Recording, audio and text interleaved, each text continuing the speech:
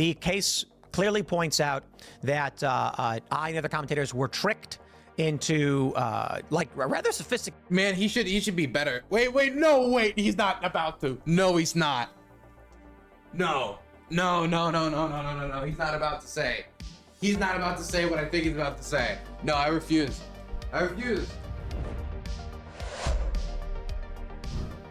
Man, I guess this is Tim Week in the news, because I'm just in the news all the time.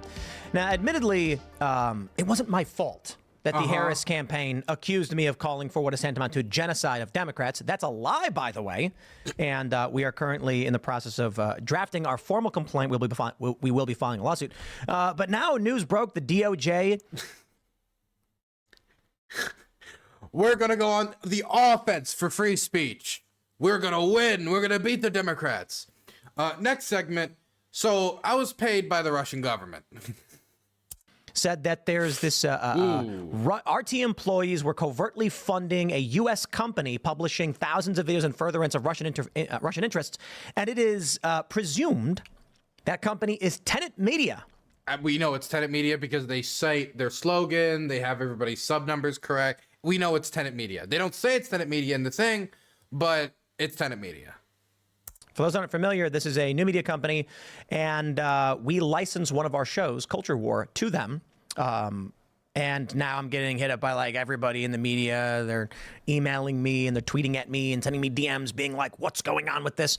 Well, I'll make clear immediately in the start of the show. Did you read the indictment? It clearly says that I, as well as the other personalities, were victims. It says you were deceived. It does. I don't know if it refers to you as victims. I read it. It never said. Can we? You know what? Actually, I think we still. Let me pull it up on the other screen. Okay. Maybe I missed it. Maybe I missed it in the indictment. Maybe I'm the clueless one. Okay. But I don't remember the word. Ooh, did you hear that sound? Let's hear that sound again. Ooh, you know what that's the sound of? That's the sound of me not finding the word victim. That's unfortunate. You know what was in it? Deceived. And you want to know what the story would be on Tim Pool if a CNN journalist was deceived by the, like, for example, how did Tim Pool cover it when Fang Fang got her hands on the Democrat politician? How would Tim Pool cover it if it was Hunter Biden, Chinese spy, funnel money? How would the story be different? But now it's him. Now he's being paid by a foreign government to destabilize an American election while they have the interest of just destabilizing the United States generally. When they were trying to promote the same riots that he was condemning through the Internet Research Agency. And here we are. Tim. Oh my God. This is fascinating to me. Were deceived by people intentionally to trick us into licensing our content to them. I will add, I have a statement about this, which, you know, we'll launch the full segment, but we never produced anything for them. We had an existing show that was already in production that they licensed distribution for, which meant that the show that we already produced appeared on their network. That was the gist of the deal. So there's no one from their company involved with ours. Their company paid a license fee to broadcast a show that we produce, that we run, that our employees are involved with, and they have nothing to do with. I don't know what, I mean, like politically, you're going to see a bunch of Democrats making claims and all this other stuff. I can't speak for anybody else involved in the company because I don't know what they do or what their jobs are or anything like that. I can just tell you plainly, Culture War existed well before the license agreement. It will exist well after the license agreement, and they licensed it for a set period, and that meant that the show appeared on their channel. That's it. Like any other show appearing on any other network, we produce it on our own. So we'll talk about that, and admittedly, it's a slow... There's no...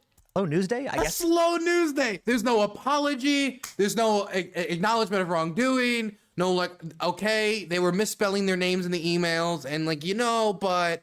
Well, you know, it seems like they got some of the times wrong. There's a but, and you know, well, when I looked up their name and I didn't find anything, and they just sent me a PDF that said he was a social justice warrior and he was fighting for social justice, I accepted it at face value. Well, I mean, we had a call once on the internet. We had a phone call once, and there was this dude who sounded suspiciously like he was from Vladivostok, that was, you know, saying he was a Hungarian businessman and he did work in Brussels and he was giving me tens and all this money, but you know, I couldn't find him anywhere. And when I asked to get to know him better, they just said, yes, quick, sign the contract. But you know, it's not my fault at all that I got $100,000 per episode. Mind you, could you guys talk for 3 hours to get $100,000? My God, $100,000 per episode.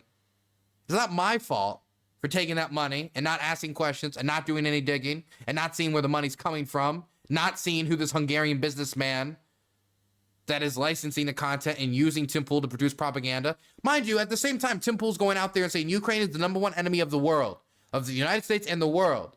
Out of all the issues, ISIS, out of all the issues, terrorism, global warming, you know, just debt, housing, any number, scarcity, food or fuel scarcity, any type of scarcity, cancer, sickness, anything, war, just as a concept. No, Ukraine ranks above it all.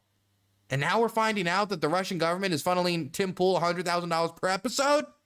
Like, there's not going to be like, hey, I understand that people are going to see a conflict of interest here, and I should have done digging. And, you know, as somebody who worked for news organizations like Vice, we take filtering to make sure that our content is not being influenced very seriously. We take vetting seriously. We take investigative journalism seriously. Like this, it was just like, meh. I took money from the Russian government. Meh. That's why people are talking about me and Benny Johnson, you know, Dave Rubin, all that stuff. And I like those guys, so we'll defend them as well because this is. Well, they're nice guys. Did you guys think about how nice they were? How how nice of a guy they all are? How nice, just so nice. It's just so nice. BS, but we do have statements from them. But we'll talk about a couple of the other stories. Liz Cheney's endorsing Kamala Harris. Benny Johnson's statement is like nothing. How are you going to defend him? In the indictment, if he read the indictment, which he said he did, in the indictment, it actively says that Benny Johnson was willing and able to share lies about the Moscow mall attack. How? If they're willing to lie about ISIS terror and pin it on Ukraine for money, why are you just going to defend him because he's a nice guy? You read the indictment, Tim. You know what's in there. Harris, not surprising.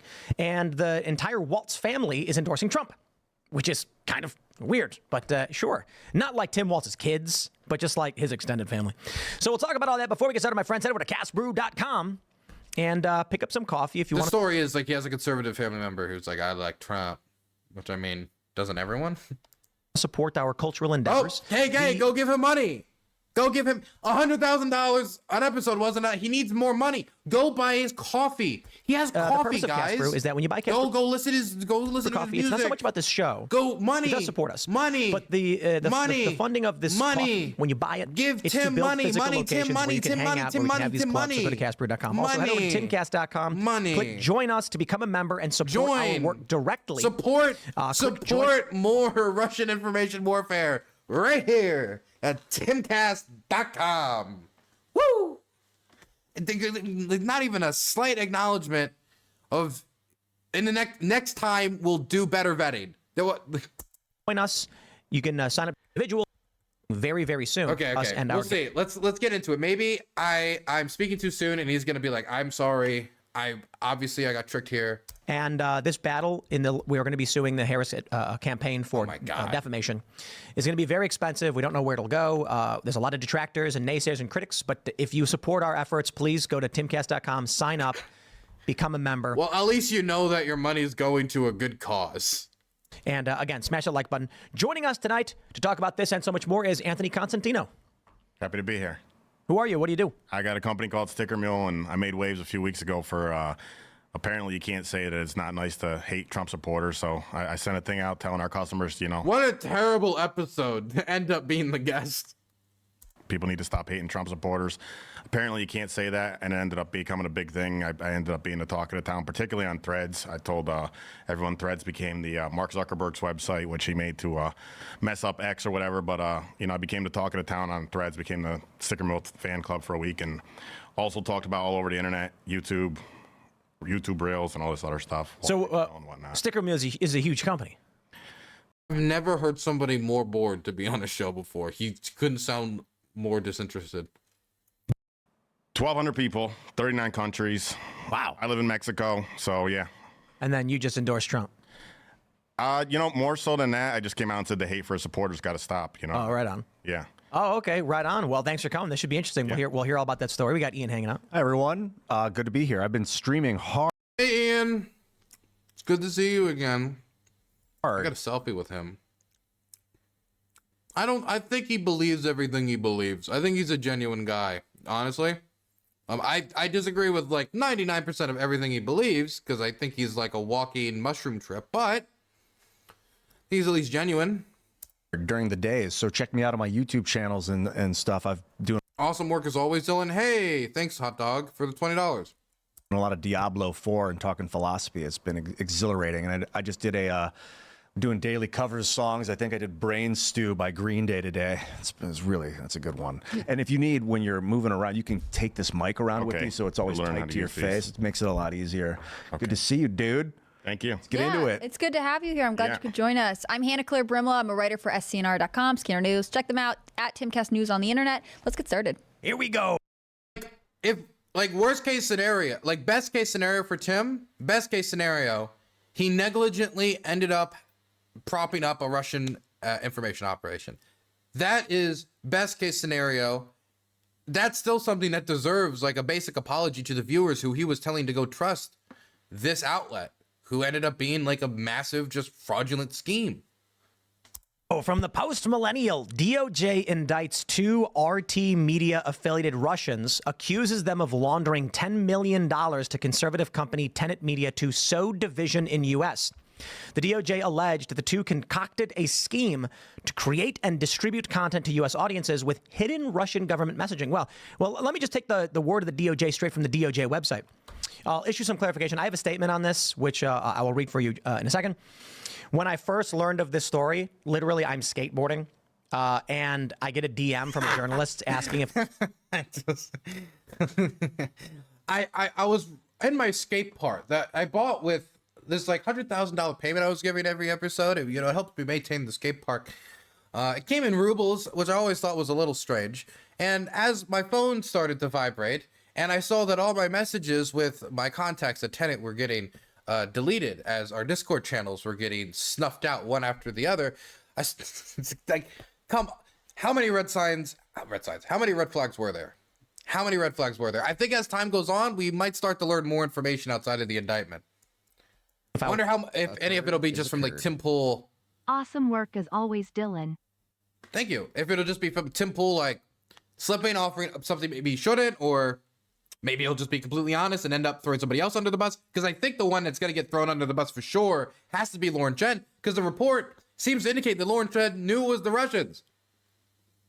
We don't know if anybody else knew it was the Russians, but we seem to have a report indicating that Lauren Chen knew.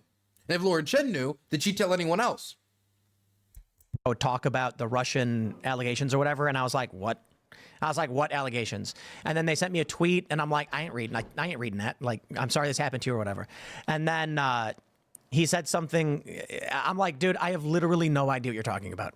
And so then I get some calls. After a conversation with a few people, I was like, all right, I'll put out a statement. And I thought it was a leaked indictment. I didn't realize the DOJ actually did a press conference on all this stuff. So then when I just corrected and changed it. And so let me read this for you, and then we'll give the context. The thing that was interesting, both him and Benny said it was leaked. Don't know why. Why both of them said that. Could be nothing, could be something. I have no clue. Text as to what this means for us and for you. I will stress that this literally has nothing to do with Timcast Media in any way. I want to make sure that's very, very clear. The Culture War podcast is a separate company that produces The Culture War, and it licensed a show to Tenet, and that was it. there's no direct connection between this and Timcast.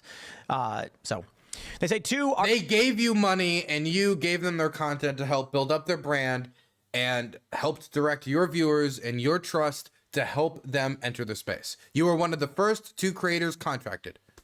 And you got contracted for actually not that much compared to other people. So you were one of the cheaper buys too. You were a good deal on the dollar, Tim.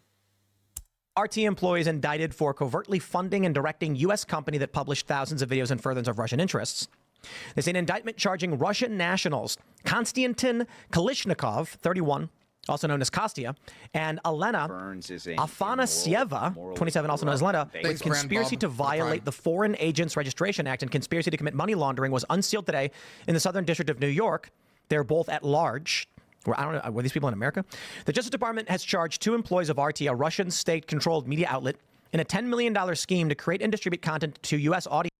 Guys, somebody in Gutter Chat has brought up a good point. Since when has being paid by someone been considered a deep connection? With hidden Russian government messaging, said Merrick Garland. The Justice Department will not tolerate attempts by an authoritarian regime to exploit our country's free exchange of ideas. If this was a report about Hunter Biden, it would be called the smoking gun. Like the headline on Tim Kaiser, smoking gun, information operate. Like, man. But now, since it's them, we're going to talk about it cool, calm, collected, no hyperbolic language. Nobody jump to conclusions. In order to covertly further its own propaganda efforts, and our investigation into this matter remains ongoing.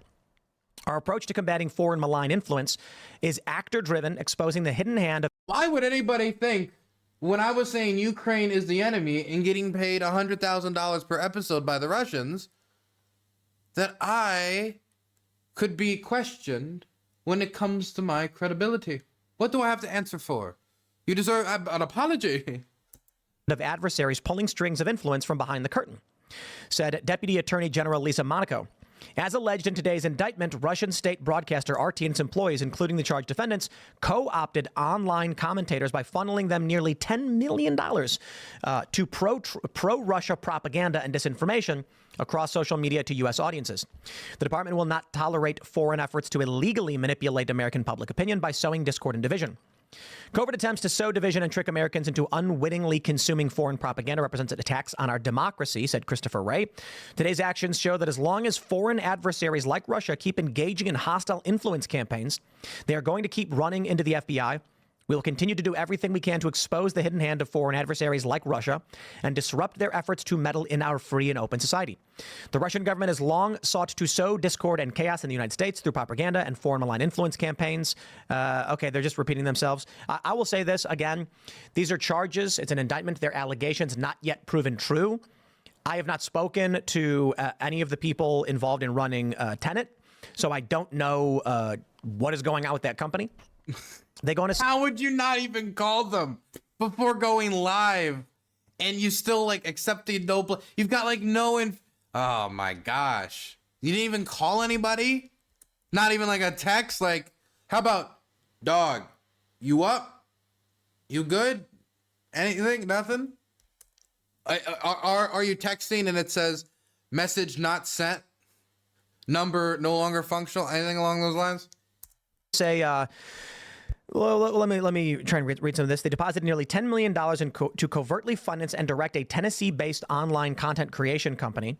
In turn, U.S. company One published English-language videos on multiple social media channels, including TikTok, Instagram, X, and YouTube. Since publicly launching in or about November 2023, they posted nearly 2,000 videos and have garnered more than 16 million views on YouTube alone. Many of the videos posted by U.S. company One contain commentary on events and issues in the U.S., such as immigration, inflation, and other topics related to domestic and foreign policy. While the views expressed in those videos are not uniform, most are directed to the publicly stated goals of the government of Russia and RT to amplify domestic divisions in the United States. I mean, that's a strong opinion. Woo! 1 second. Can we do it again? Can we do it again? We're doing it again. We're doing it again. Can we do it with a beat? We got to do it with a beat this time. We got to do it with a beat this time. We got to do it with a beat this time. 1 second, 1 second, 1 second.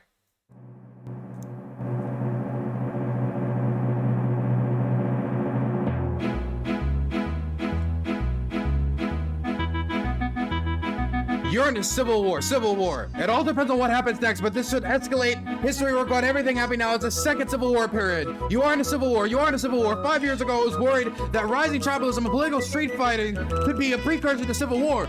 We are now at the president arrest in the political rival phase. You're in the cold civil war. Attention, Civil War II, pedophiles versus Nazis. Come on, after all that, how can y'all tell me we aren't headed for a civil war? Civil war is here. Civil war. At what point it is not a cold civil war? The responses to this tweet are great. How could you say there's anything other than civil war when the tribalists are this stupid? The rule of law has been breaking down for quite some time. This is political civil war. This and the Obamagate stuff tell me we aren't in a civil war. No one views the upcoming election as legitimate. I'm feeling a bit bullish on civil war. Soon, civil war? We get it. They want civil war. There is going to be a civil war. Yep, there's it. This is it. Civil war. They refuse to back down. They are actually insane. Mind you, this is just a few tweets. There's others. This is just, you know, the ones that are most easily yoinked. But I can't speak for the people at the other commentators, so I don't know. I can only speak for what we produce on the culture war, which is available on iTunes and Spotify. In order to carry out RT's secret influence campaign, they say these individuals posed as outside editors at the company and monitored the funding and hiring.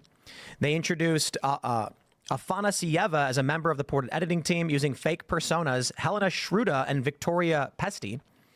They blah, blah, blah. They say, for one example, in March 22nd, 2024 terror attack on a music venue in Moscow, Afanasieva asked one of U.S. companies. Rain gave John Brown enthusiast a tier 1 subscription, so John can use the DCKS emote less than 3. Beautiful. Site chat wins always. DylanBurns.tv to be in site chat. Company's founders to blame Ukraine and the U.S. for the attack, writing, I think we could focus on the Ukraine-U.S. angle. The mainstream media spread fake news that ISIS claimed responsibility for the attack, yet ISIS itself never made such statements. All terrorists are now detained while they were heading to the border with Ukraine. Didn't we say that was ISIS? We covered that. We said it was ISIS, yeah. Yeah, we covered that story. We said it was ISIS. Is a Kurd. And they're arguing that Tenet was saying it was John Brown Ukraine or something. enthusiast This is got a what the tier terrorist 1 attack on subscription. October 7th. I'm pretty sure we called it ISIS, and we were like, oh, wow. I thought we talked. Why didn't they finish it? What, John Brown, thank you for the tier 1 sub. Why didn't they finish it? If he just finished the sentence, it would show clearly that commentator 3, which is in reference to Benny Johnson, he took it and ran with it when asked. The problem that the agents had is they were trying to get them all to serve Russian interests, but they didn't want it to be too blatant, like here's all the pro-Russia talking points, yay Russia, yay Russia. So they would just kind of slip a few in, and the Moscow terror attack one, they felt like they got a little too on the nose, but still, Benny Johnson took it, which I think really speaks to the type of, journalistic ricker Benny Johnson shows. But Tim seemed to, if it wasn't them directing him, he was just getting their money while also calling Ukraine the #1 enemy of the entire world, which just so happens to be the #1 enemy of Russia right now. And the #1 enemy of literally nobody else. Talked about the spread of Islamic extremism in Europe, but Yeah. Which also is like...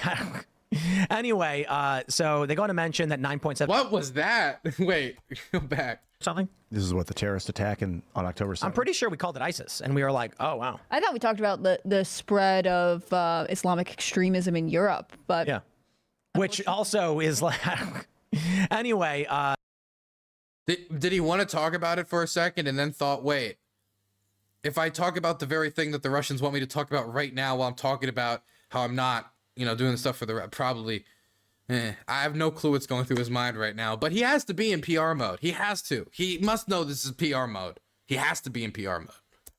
so they go on to mention that $9.7 million was sent. A lot of money. The document like that names money. a few people, but they do this thing where they don't name the person.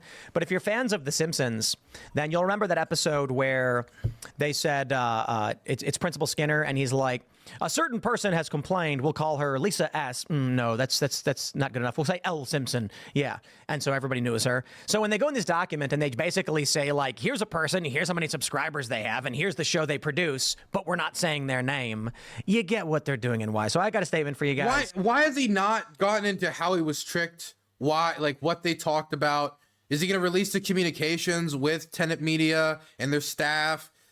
Is he going to talk about why he didn't see any of the red signs, you know, names being misspelled of the person who's claiming to be this Hungarian businessman, him having no public record whatsoever, you constantly needing to ask just to get to know them rushing you along with the contract process, like, and nothing. There got to be some comment on it. You can't just be like, yeah, I guess they were Russian agents, and that's the story, that's it. Imagine if that's how we did the Hunter Biden story. Like, yeah, there was a laptop. Did he do it that way with the so matter of fact? But everything else is civil war, civil war, civil war. This though, just there's a little mix-up. Oopsie daisy. I said my statement regarding the DOJ indictment. Should these allegations prove true, I, as well as other personalities and commentators, were deceived and are victims. I cannot speak for anyone He's else. so quick to have to paint himself as a victim. He couldn't even conceive of possibly apologizing for anything. Company as to what they do or what they are instructed. The Culture War podcast was licensed by Tenet Media. It existed well before any license agreement with Tenet. It will continue to exist after any such agreement expires. The only change with the agreement was that the location of the live broadcast moved to Tenet's YouTube channel. I and the Culture War never produced any content for Tenet Media. And I want to clarify that too, because I got community noted on this thing. We didn't take orders, instruction, or editorial guidance in any way. The only thing that we had was we produce the Culture War Friday mornings at 10 a.m. You can go to youtube.com/Timcast. That's where it is. But the core broadcast of the show moved from that channel to Tenet as part of a license. So he wasn't right. So he did lie, or at least he misstated, and he did produce content for them, as well as having his stuff rebroadcasted there, as it was the main. Okay, well that's a little different, isn't it? Licensing agreement. So he wasn't just having his stuff reposted. He was making content for them. It was the main channel for the show, for the broadcast. If I don't know, say CBS or some major network said, hey, we want to put Timcast IRL also on our channel at the same time slot, I'd be like, sure, whatever, pay us a fee. I wouldn't know what they were doing. I wouldn't know what commercials they were running. I don't know what they're saying. And so that's basically... Tim knows that he should know something about where he's getting this money. Like, it's a very matter of fact. But in the report from the DOJ, it says that Tim was like, hey, I want to get to know this Hungarian businessman. And they basically like helped him along, you know? So he thought that he should look into it. So this like, oh, you know, we just sold it. He felt that there was some duty for him to know. He just did the tiniest bit of digging, and then only dug in the dirt provided to him by Tenet Media. No Googling or seeing where like they're getting their money from. And hey, this is from a Czech auto repair store selling auto parts. Why would they be getting all this money, millions of dollars? No. what you did. Now considering this, like imagine somebody offers you a sponsorship and you don't Google anything or look into the company, and they say, oh yeah, we do all these fantastic things. And then you find out like years later, like, oh, they were using child labor in the Congo. Well, I mean, like, you know, I contracted my stuff out. You are supposed to have been an investigative journalist, Tim. Investigate. and I don't know what is true or not. I think what is likely going to happen is that the show is just going to revert back to the same exact show that it always was, and it's going to be on youtube.com/Timcast as we do. That's the only thing I can really say. I don't know. Let me read more. Never at any point did anyone other than I have full editorial control of the show, and its contents of the show are often apolitical. Examples include discussing spirituality, dating, and video games. In fact, we had one episode called "Is Donald Trump the Antichrist? Or is it Elon Musk?" Which is literally when we brought on these dudes who think Donald Trump is the Antichrist. I don't know. Drew Tang was one of them, I think. Wasn't around for that. Yeah, Drew. I say the show is produced in its entirety by our local team without input from anyone external to the company. The Culture Thanks for the prime.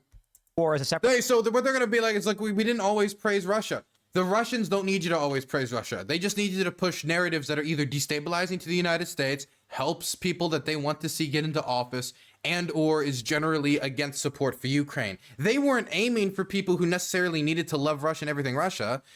When reading about the intention of the operation, it's to stop aid for Ukraine. And you called Ukraine the #1 enemy of the United States. So them giving you money to help you run your operation, I mean, they think that promoting you is good for Russia's interest, Tim. Sorry. That's what Russia Today thinks. separate company not associated with timcast.com or other properties. It exists solely for the production of the Culture War podcast. That being said, we still do not know what is true. These are only allegations. Putin is a scumbag. Russia sucks donkey balls. And to the journalists who wish to jump the gun, create their own narrative, or lie about what is currently going on, you can eat my Irish ass. And I will stress, I am Irish. Just because I'm also Korean doesn't mean I'm not Irish. Is that what you community noted on? They were like, Tim Pool is not, in fact, Irish? Well, I had people tweeting at me like, you're Irish now? I'm more Irish than I am Korean. Come on. Jeez. Anyway, Dave Rubin issued a statement. He says, statement on the DOJ indictment. These allegations clearly show that I and other commentators were the victims of this scheme. I knew absolutely nothing about any of this fraudulent activity, period. People of the Internet was a silly show covering viral videos, which ended 4 months ago. The DOJ has never contacted me regarding this matter, and I have no intention to comment further. Wow, they're all like, not my fault. It was them, all them, no further comment. And that's it. It's like none of them are saying, yes, I had a responsibility to look as to who was giving me money. Is it really like you can take money from anyone? And as long as you drape yourself in the American flag and say, not even sorry, just, well, I didn't know. I didn't do the research, I guess. You don't even say that. You just say, I don't know. I was a victim. I'm the victim. As long as you do that, then you get away with it. It's okay. You can take money from foreign countries as long as afterwards you say, I'm the victim. Oopsie doopsie. I didn't do my investigation when the funny foreign man came up to me with a bunch of money for an operation that was never going to recoup the costs. This screenshot directly from the indictment speaks for itself. Well, for me, I'll say what I can, I suppose, but the issue really is we cover the big stories of the day, and this seems to be the one that's trending and popping up all over X. But in the indictment, it clearly points out. So would he not cover it if it wasn't a big story? Would he not address it? That's a good question, actually. I mean, there's no way to have this make him look good. They say that Kalichnikov, Afanasieva, I can't pronounce that, Founder 1 and Founder 2 worked together to mask U.S. companies' true source of funding by falsely portraying to Commentator 1 and 2 that U.S. Company 1 was sponsored by a private investor named Edward Grigorian. In truth, and in fact, Grigorian was a fictional persona. For example, during contract negotiations, Commentator 1 requested that Founder 1 provide a profile or article on Grigorian. In response, Founder 1 sent Commentator 1 a one-page profile provided to Founder 1 by other fictional persona purporting to represent Grigorian, falsely describing Grigorian. I guess. I mean, so the DOJ is alleging that what does some that of these mean? personalities. I guess is Dave. What is this? Is Dave? What is this? A screenshot speaks for itself, right? Did he not read the indictment? You can infer. There's a list of commentators that are included in it, and it clearly shows that the indictment's allegation, I don't know if it's true, is that the founders intentionally sought to deceive the people who were involved as talent for the company. And that's about it. I don't know what else to say about it other than welcome to the 2024 news cycle. I warned you all last year it was going to get absolutely crazy, and it's only just begun. So once again, I am suing Kamala Harris for defamation. And Our that's legal it? team Is that is it? working on it. I've got updates. We've got Really? big news that's coming very soon. Just like, wow, I took hundreds of thousands of dollars from the Russian government per my episodes and helped them produce content. Crazy news, isn't it? Crazy times. Well, this makes me think about the possibility of a civil conflict of sorts. A civil war, if you will. Then this. So I hope you're all enjoying yourselves. Buckle up. It's not close to being done yet. It sounded like these two Russian people used fake names when they joined Tenet, when they came to Tenet. Was that what that indictment That's what the DOJ says, yes. So it sounds like Tenet's got defrauded by these two people as well. There's other things in the indictment that accuse the founders of apparently being aware of what was really going on. The founders of Tenet. Lauren Chen, who's the founder of Tenet, who's in the indictment, says that they're the Russians. She calls them the Russians. The Russians. What do you think she means when she says the Russians? Oh, just some friendly Russian fellows. Some civil rights activists from St. Petersburg. Well, it says right there in the indictment. I just read this for you. It says that Founder 1, 2, and the two defendants worked together to mask the true source of their funding and tried to deceive commentators. Okay. So there's for obvious reasons, I can only say so much, but I can just stress the point. Culture War is going to be live this Friday morning at 10 a.m. And we're going to be discussing, I think, movies. So I don't know. You know, I love the what is this? Look on the right.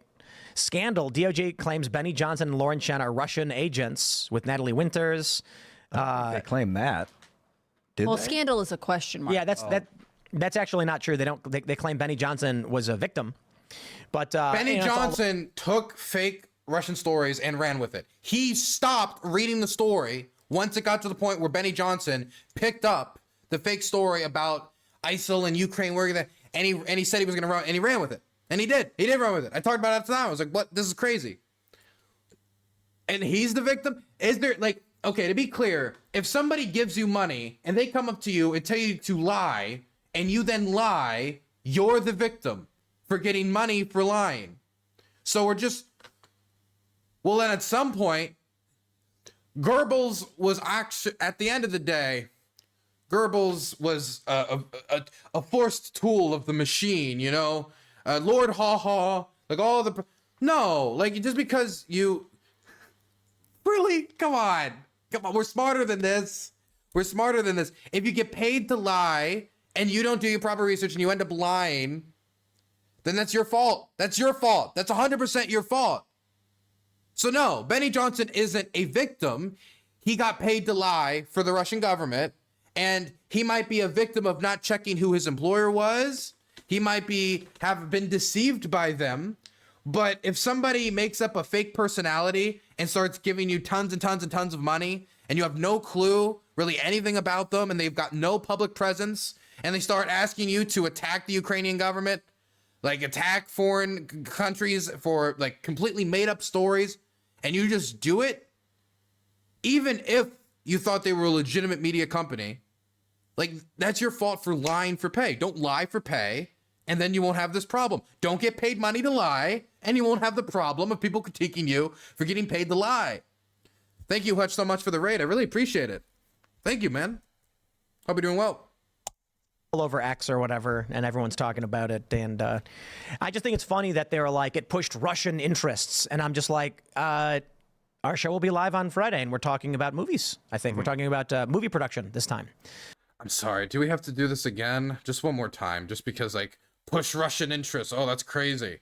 Crazy. Push Russian interests. I don't know that it matters anymore. This is psychotic. Ukraine is the enemy of this country. Ukraine is our enemy, being funded by the Democrats. I will stress this again. One of the greatest enemies of our nation right now is Ukraine. They are expanding this war. Now, don't get me wrong. I know you've got criminal elements of the U.S. government pushing them and guiding them and telling them what to do. Ukraine is now accused, a German warrant issued for blowing up the Nord Stream pipeline, triggering this conflict. Ukraine is the greatest threat to this nation and to the world. We should rescind all funding and financing, pull out all military support, and we should apologize to Russia. And they know it. Apologize. Apologize, everyone. Please. Please. Apologize to Russia. Apologize. Poor Putin. Oh, I get paid by them. I don't know. That's crazy. So, movie night this Sunday. Oh, my goodness. Timcast.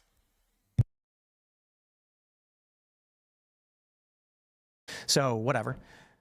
Man, it's like it's a very sensitive period of human history. We were talking a little bit about the show, like the world order, the shifting of the world order. They want to like evolve the liberal economic order into a new world order that's more viable. Yeah, like the post-constructivist like worldview of the elites is like, when you think about tenant media, I think it's a representation of what happens when our post-capitalist, post-modernist United States government starts to go after those who just so happen to be at the wrong place at the wrong time, man. I don't know, that's more synergistic with the way we live. That's not BRICS, because the BRICS alliance looks like a counter-imposing order.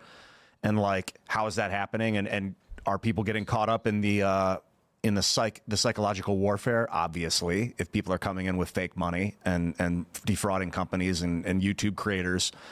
I think it's kind of more interesting. At least he's acknowledging like that this is terrible that this is happening, right? It's terrible that you guys are and other gullible creators are getting recruited for the Russian government's interests, and you asked no questions when they started saying, let's go out there and start just lying about Ukraine. Nobody asked any. There's no question. The only question I found in the DOJ indictment was when they gave them a little one-page piece of paper saying all the stuff about the founder, because there was nothing on them online, and nobody asked. People like, oh, okay, well, we'll just keep on going. I really want Tim to release all these communications. I want to see it. When they passed out this piece of paper, the only thing that was on it that we heard a complaint about from Dave Rubin, because it was commentator one, which is Dave Rubin, was, it talked about him caring about social justice. That's the only complaint so far the indictment talked about. And so, unless they want to talk about some other thing they said to Tenet people, or, whoa, I had some sneaking suspicions, and so I started writing down names. No, it seems like all of these people were just completely blindsided 100%. They just got completely caught with their shoelaces tied together, and these agents are getting out of here. And I'm not suggesting anything nefarious from the DOJ, but, today. The only thing I saw that they debated them on was pay. That's the only thing I found. And so, at least in the indictment. Today is the first time Tim Walz is doing his solo appearances, 2 of them in Pennsylvania. Kamala Harris is up in New Hampshire talking about how she's going to help small businesses. And then we're like, hey, it's kind of a slow news day, except for this thing. Like, why is the press during the election cycle taking this off day, not covering what these 2 Democrats are talking about? Instead, the DOJ has released, it's not just this, the DOJ has a... Why is the press talking about the fact that we took money from the Russian government? Really, this is the fault of mainstream media. We took money from Moscow. Wow, CNN, how dare you? How dare you? Why? The real problem is that we're talking about the money that I took from the Russian government. Of things that have come out today. And it's interesting to me that, maybe it's coincidental, but also that the news media seems to have taken a pause, waited for these to come out, and then... Should I put like a message in the bottle and be like, there's no integrity left? Ukrainian government, just give me the shilling bucks. Like, what? Are they just gonna breeze on by? What is their chat looking like?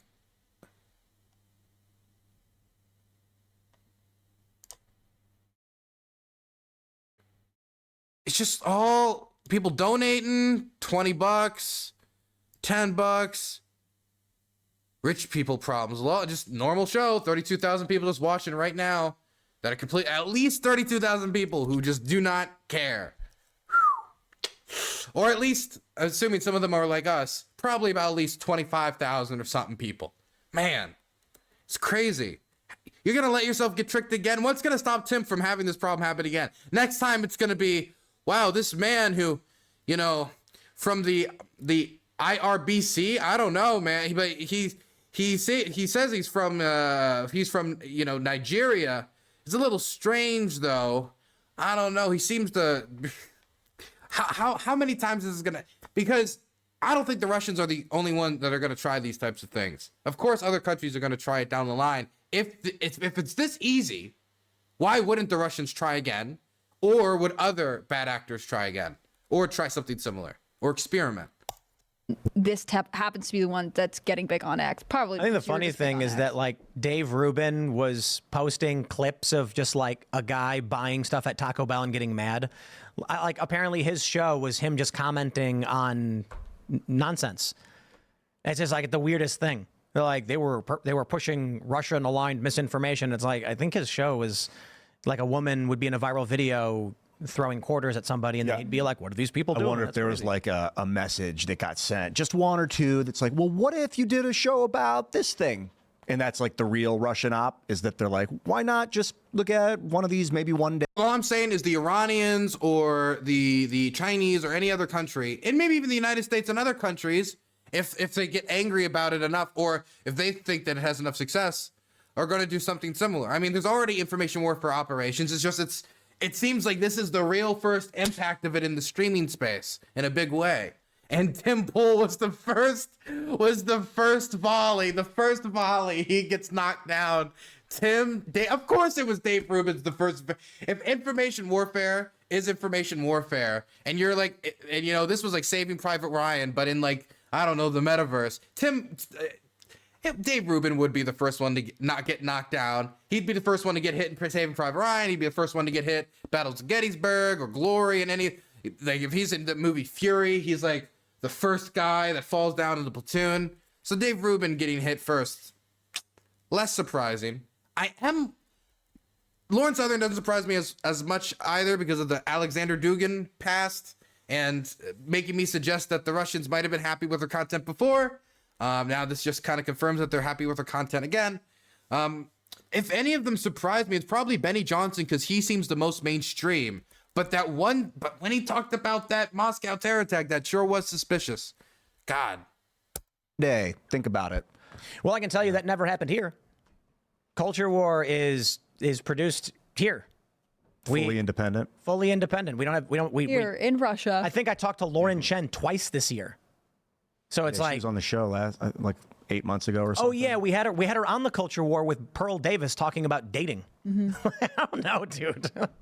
We have a show where we talk about cultural issues. Thank you and have a nice day, I guess. Maybe it's a slow news day. How are you gonna lie in your tweet about? And I don't know why him and Tim said it was leaked. How are you gonna lie about the situation where you're already just in so much crap?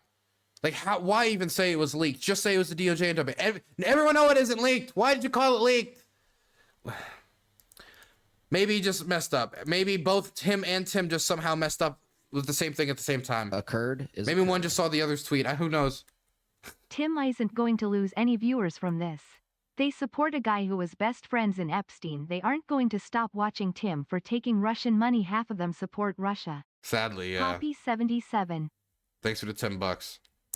And that's why. But I don't know, people are like trying to hit me up like crazy, and I'm just like, dude, I got nothing for you. I don't know what to tell you. Does your company have a lot of investors? Do you have to vet kind of who comes on? I'm the only guy.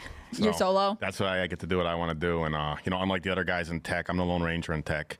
All these other guys, they got their VC buddies that, tell them what they want to, what they can do and can't do. And that was like an intentional choice because... Oh, yeah, for sure. I had a brief introduction to the world of VCs when we were first getting started. And, you don't want to be in that world. You just came with your own money and then hit... A friend of mine invested in the company and, he cut a check. And my early investor was 72 years old, so he wanted to exit. And, he exited on a great deal. He's still, we're still great friends. And, yeah, but I got to admit, I'm kind of jealous of your situation. I like working on fun things, and nothing seems more fun than, nothing seems more fun than suing the vice president. I mean... So this is it? Now we're just moving on to suing the vice president? Are we just moving off of this really that quickly? You're paid by the Russian government? And nobody's supposed to ask any more questions? We're done? About the vice president accusing you of calling for the mass jailing and execution Is that really of it? half the country. It's kind of a weird thing to accuse someone of wanting, especially when I'm like very ardently opposed to the death penalty. So, that part. I suppose the thing is like, I don't know, man. Like, these things don't move the needle for me. Mm-hmm. I don't know. You guys ever see Office Space? Yeah. Yeah, I'm like that guy. Such a good movie. I'm like with the main character. What's his name? What's the actor? I'm like the main character. Okay, with that, let's move on to Tim Cast's reaction after his initial reaction, when maybe that was not substantial enough and many people still had questions, and so he continued to talk about it. And he talks about it quite a bit here, and we're not going to watch all of it because this whole thing seems to be, there's a lot here. So we're just going to cover the section that I've been told has some of the interesting commentary that people in my audience wanted me to react to. So we're going to start at 1:30:40. There's, of course, much more here that you can go check if you want context, if you think I'm leaving anything out. Let's check in with Tim. What do we got here? So the goal is, someone pulled up. There we go. Okay. We want whatever. All right. What do we got here? The mayor of Searstown says, Tim, did you see the Anderson v. TikTok articles lately? Might have Section 230 implications for curated algo feeds being first-party speech. That's interesting, too. Yeah, No, not this one. Skipping this, I don't care. But I'm not naive. The idea that the U.S. backs off from the global stage results. Okay, here we go. Psycho does some stupid crap. Speech. That's interesting, too. Yeah, I saw people talking a little bit about that algorithms may be speech. So, Portland Trainhorn says, war is BS. F them all. Stop trying to come after our firearms because some psycho does some stupid crap. Awesome YouTube censors speech. Have to make some crap up. Look, war is bad, but I'm not naive. The idea that the U.S. backs off from the global stage results in less war is not correct. I think war and conflict is the state of the world and always has been. And the peace we've maintained over the past several decades is lucky. I've never heard something so ignorant in my life. Now, if he means in the rest of the, and I, that's a hell of an open. But there's two pathways we go here. In the first pathway, let me offer the peaceful pathway. Okay, let me offer the pathway of flowers. Let me offer the pathway of roses and tall, luscious wheat fields. Okay, the first path is when he said this. And always has been. And the peace we've maintained over the past several decades is lucky. He means that many of the things that people strived for in institutions that were created to maintain deterrence between great powers and alliances was lucky, because there could have been many instances of human error or failure in between and through. If he means something like that of course luck played a part of it, then fine. But that's not how it feels with that open. If he means the second path, which is not the rosy path, it is the path of thorns. It is the path of coals. It is hot coals that your feet must walk upon. A dastardly path. The second path is the idea that peace in the world just kind of happens, and nation states are just constantly just gonna boom, boom, boom, boom, boom, and it kind of just happens. And when it happens, you go and you defend yourself, and then once you're done defending yourself, you just kind of go back to it, and that's that.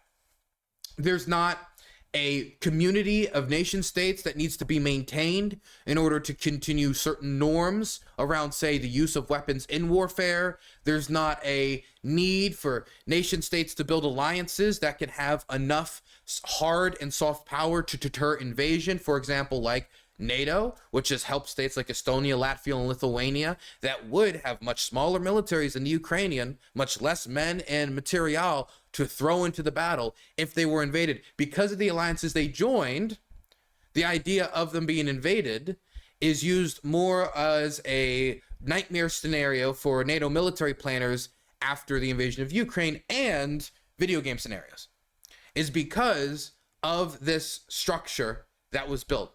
NATO, for them at least. Now, NATO isn't the only thing that has stopped like wars from happening. Of course, I'm just using it as one institution. For people in, for example, Berlin, if it wasn't for the effort of the Berlin airlift, I think occupation of Berlin would have probably happened. And then all those people who fled from occupation, fled the place that they were being kept in by force in East Germany, would not have had that ability to. And that was something that needed active effort on the part of hard workers, people who care, maintaining international institutions and treaties, and winning the debates domestically and the arguments and political shifting domestically to make those treaties possible and negotiations possible and to make peace possible. This is all the effort of hundreds to thousands to tens of thousands of bureaucrats and diplomats and hardworking people who sacrificed an entire life of civil service to it. European peace did not just fall out of the sky. How quick are we to throw away all of the effort that was made to say never again, build institutions that will last? There's a reason why after the League of Nations failed, people did not quit and they made the United Nations. And the United Nations, as much as it has had failures, United Nations peacekeeping missions in Africa have been successful. And there have been studies on this in helping to stop the spread of violence. Not in every instance, but in a really decent portion of instances, even a majority. And the United Nations can offer itself as a venue for states to engage in diplomacy and talk to each other, when before they might not have had a neutral venue to do so. Other nation states like Sweden and Oman have offered themselves as diplomatic intermediaries to help produce peace between many states. Do you think Elon was compromised by the Russians? I could see Russia having dirt on Elon and using it as blackmail. Thus why he is so pro-Russia. Thank you so much for the $5. Peace is not something that... Peace is something you have to maintain. You need to maintain your strength so people know that you have deterrence, because they know if they attack you, that you will be strong. Your relationships with other nations, them knowing that you can trade for weapons quickly, or that you have allies that you can call upon, or that that nation will have sanctions placed upon them, or international backlash, or that they've signed treaties that would be voided if they were to take certain actions, or that they would have trading partners that they would lose. These are not efforts that just like magically fall out of the sky. Some things like interconnectedness do kind of naturally come about and coalesce. And those are due to the actions of a bunch of little people, merchants and individuals. But the bigger efforts of negotiation and treaty and defense and really just like global defense planning, that takes the effort of many, many people. We cannot say that the 13, like, when LBJ talked about the peril-filled days of the Cuban Missile Crisis, that was hard work to keep that peace. It was hard work. I'm just trying to navigate less war because of the consequences. And I don't see why escalation in Ukraine is good for the United States. Well, if his goal is less war, then Tim would have to explain why, if the Russians do take over Ukraine or the Ukrainians lose, why that will be an end to wars in Europe. And why, if Ukraine won and they were to push the Russians out and they were to join the defense structure, or if they were to make an alliance or a agreement that would keep the Russians out of Ukraine and stop the war from happening in the future, or something else, whatever plan he would have for peace, how do we achieve less war in Europe? Because if the Russians just win in Ukraine and then they're like, oh, that succeeded, like we faced the worst NATO had to throw at us and we won. Moldova's right there. They're not even in NATO. We already have troops stationed there. Let's go in. What are they going to do? Are they going to stop us? If they wouldn't stop us at Ukraine after all that hoopla, why are they going to stop us at Moldova? So you do need to think one step ahead and think, is Putin's end goal here really just the domination of Ukraine? And if they do dominate Ukraine, what message does it send upon nuclear proliferation? When we ask them to give up their nuclear weapons and say that a scenario like this is not going to happen because we're going to come to their assistance. If we abandon them, it's not just a question of nuclear proliferation, it's also a question about American credibility. That's not even talking about just the direct economic interest, the selfish interest of our main export market being Europe, and we want that stability. Or the fact that, well, I don't think more food crises is productive to international stability in many of the regions where we either have troops stationed, not only troops stationed, but we just have, trade routes, or we have global partners which need the wheat that Ukraine needs to export. And it was the Ukrainian, and while we had so many discussions about, making another grain corridor, it was the Ukrainians just blowing up the Black Sea fleet that established a grain corridor that could get that grain out after the Russians closed it down. So I think there's a few reasons somebody could think of as to why it could be of interest to the United States.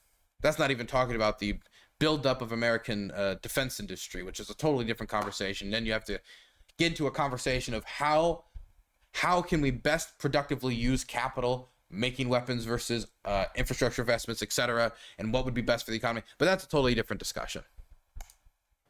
I don't see it. The argument that Putin will continue to expand doesn't mean anything to me. Wow. If Putin attacks a NATO ally, now we've got an issue. Not that I'm a big fan of NATO because I don't know what it's doing. What it's doing, this reminds me of that saying that libertarians are like house cats. I don't know if you guys have heard it. It's a pretty common phrase I've seen on the internet for a while now. They are fiercely certain of their independence, but completely reliant on systems that they do not understand. If NATO was not there, and you're talking about Putin going forward, come on, then wouldn't he be more easily able to go into other countries and spread that advance? The countries that would be much harder to defend themselves on their own, like Estonia, Latvia, and Lithuania. And if we don't have that trade with Europe, which again is our main export market, we have a deep Euro-Atlantic relationship, how are they going to be our diplomatic allies where we need them elsewhere? If we don't take their defense interests into consideration, when they took our defense interests into consideration after 9/11 and when we had issues, then how are we going to expect them to back us up in any international issue we have, whether it has to be over Taiwan or trade rights, or who cares? It could be over the president being angry at another president for the most minute of things. But if we want their backing, we have to be considerate of their defense needs and of their defense interests and about the security of their, the security of their state. So I see it as a direct interest to the United States. But wait 1 second. Let me hear this again. Argument that Putin will continue to expand doesn't mean anything to me. If Putin attacks a NATO ally, now we've got an issue. Not that I'm a big... Well, the thing that I don't get is when people say this, do they not realize, like, if you want to avoid war, don't say war is only an issue when war happens. That's like saying cancer is only a problem when you get to stage 4. Like, no, you want to avoid stage 4 if you want to catch it as early on. And so if the Russians are advancing towards NATO boundaries, advancing towards NATO countries, and espousing an ideology that says all post-Soviet states basically act almost as an extension of the Russian state, including Estonia, Latvia, Lithuania, which have large Russian-speaking populations, which was one of the bases that Russia used to invade Ukraine in the first place, then what's going to happen after Ukraine? Where else? There's NATO countries all over here, Tim. And if you are going to elect the guy into office who is saying, if you don't pay the 2% threshold, screw it. If you're Vladimir Putin, are you looking at that and saying, oh, that's a guy that really cares about Article 5, which is the main pillar of NATO's deterrence? It is Article 5, the idea that if one nation state is attacked, all other nation states are attacked. You whittle that down while also allowing the Ukrainians to lose and the Russians to march forward, while the Russians already have troops illegally stationed in Moldova. I mean, yeah, you have a recipe for disaster. That doesn't mean it's necessarily going to end that way, but it's enough bad ingredients that I'd rather not be in that kitchen. So let's just avoid it entirely and support Ukraine where they are, like we promised to do when they gave up their nuclear weapons, and fulfill, or why smash our credibility only to have to be faced with another security crisis 5-10 years down the road anyway. It doesn't make any sense to me. You're just passing a problem to your kids. Big fan of NATO because I don't know what it's doing. Like, literally, I mean, like, why is NATO expanding? But Russia invaded Ukraine. And it's just like, I don't know what to tell you. Maybe you should have imposed a no-fly zone over Ukraine before the invasion. And then there would have been a justification for an act of war. What? So, don't send aid to Ukraine. Don't send money to Ukraine. Don't send weapons to Ukraine, but putting American pilots in harm's way over Ukrainian airspace at the start of the war, or even before the war, when we didn't know if Ukraine was going to last more than a month. And I know Tim Pool didn't, because General Tim Pool is not leading any armies into battle. So I would just want to hear, what does Tim do when the president of the United States does that and one of these planes gets shot down? The safest route was sending the aid. You might not like it, but what Biden chose was the safest route, to send small parcels of aid, javelins, small disposable anti-tank equipment. And then once the front was stabilized enough for us to know the Ukrainians weren't going to collapse, then we moved in the heavy equipment because we didn't want to see a repeat of Afghanistan. Instead of being the Taliban that captures all the heavy equipment, it was going to be the Russians if the state collapses. That's what Biden chose, one of the most conservative pathways and how to support Ukraine in response to the invasion. And they'll never forgive him for it. They'll never forgive him for it because they're doves. Instead, shoot down Russian jets. It makes no sense. Okay, whatever. Ukraine could have been made an ally of the United States, or had a treaty, or they could have stated that they were going to enforce the Oh, why didn't Ukraine, before the war started, say, Russia, we have a treaty. America says you can't invade. the treaty from the 90s after the... Like, I do think that Ukraine could have been integrated into NATO better and stuff like this, but these are not issues that Tim genuinely holds. I don't know why he's saying this. The removal of nuclear weapons and enforce a no-fly zone. And then when Russia moved in, this would have been a declaration of war on us. I don't know. The problem would be, number one, there was already a war going on between Ukraine and Russia, and so we didn't want to admit its nation state at war. What do you think of public intellectuals like Stephen Kotkin, especially in regards to how he outlines visions of winning the peace? Thank you so much for the $10. I think maybe that'll be a different stream discussion. I haven't read enough of Stephen Kotkin to really give a strong opinion. Where were we? 90s after the removal of nuclear weapons and enforce a no-fly zone. And then when Russia moved in, this would have been a declaration of war on us. I don't know. So he thinks we should have integrated Ukraine into NATO in the 90s? I mean, we got them to give up the nuclear arsenal to Russia under the idea that we come to their protection now. But he's like, I don't know. It's not really our business. It's not really our duty. But if it is our duty, we should have just admitted them then. Fake Alex Is that Kyle what- is Carter that his has point? donated $5. Under Tim's beanie is his very smooth brain. Thank you for the $5. I don't understand any of it. I think they're just really, you don't. really bad at what they do. Well, you know, when you say something like that out loud, when you're like just talking about like, well, why didn't we do this and this plan? And why didn't we admit Ukraine into NATO in the 90s? Well, maybe it was because Russia was right there and it was already like kind of sounding some drums on like, if they don't give up their nukes, then there'll be a problem. So admitting them into NATO at the time, we were maybe afraid of what could happen. There's a million different reasons as to why that didn't happen at that moment. Not to mention like how Ukrainian society itself felt, considering the collapse of the Soviet Union. But I mean, I don't know how much he's looked into this. Here's the funny thing about all of the people claiming that, like, we're getting paid by Russia or whatever. That's not true. We received money from a U.S. company, from an individual that we knew for a very long time. And I will stress, it's funny because people don't know the value of money. And so as to the numbers listed in these documents, they're probably slightly below market. Not kidding. Not a joke. Okay, so it is true that Tim got like $100,000 per episode.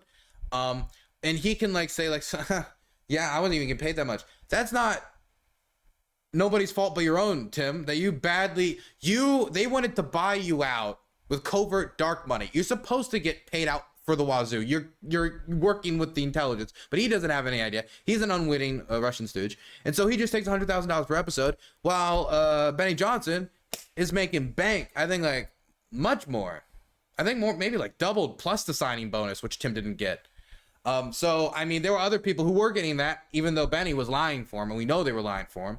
You were saying, you know, Ukraine's number one enemy of the world when you just so happen to be getting Russian money. It's possible you didn't know. In fact, I can believe pretty easily that Tim Pool is a Russian stooge, but it's just an interesting to think about. They're probably But the thing he said earlier here. Of the people just of war on us, their weapons. They could have stated that the supply of the United States or Here it is. from the 90s, and this would have been, I think they're just reeling that from a U.S. company. Here it is. We're getting paid by Russia. The funny thing about all of the people claiming that, like, we're getting paid by Russia or whatever, that's not true. We received money from a U.S. company, from an individual that we knew for a very long time. This sounds like Saul Goodman trying to explain how the money that's being funneled for their meth, industry that they've built underground is going through like, don't worry, it's going through like a hair salon and a car wash. Like I receive my money from the car wash. Okay. I receive my money from the hair salon. I receive my $100,000 a month payment from, in this case, if you're looking at who's giving this company money, a Czech auto parts seller, because auto parts sellers care deeply about Tim's commentary on the wokeness in media a lot, or the UK shell company or any of the other shell companies. So, you know, I will say that, yeah, you did get it from an American company, but it's still Russian money because it was funneled through the American company. That'd be like Hunter. Imagine if we're talking about like Hunter Biden just straight up started a business. It was 100% funded, not even by Chinese businessmen, but by Chinese government propaganda arm for Hunter Biden to make propaganda for the Chinese government. But it was funneled through a donut shop, so it doesn't matter. All American, hoorah, who doesn't like a good donut and coffee? If we applied these standards to any other public official, news commentator, TV star, we would be flipping out. If Swalwell did this with Fang Fang, this would be, oh my God, it would be on the front of every single conservative newspaper around. But because they were unwitting Russian stooges, it's very embarrassing.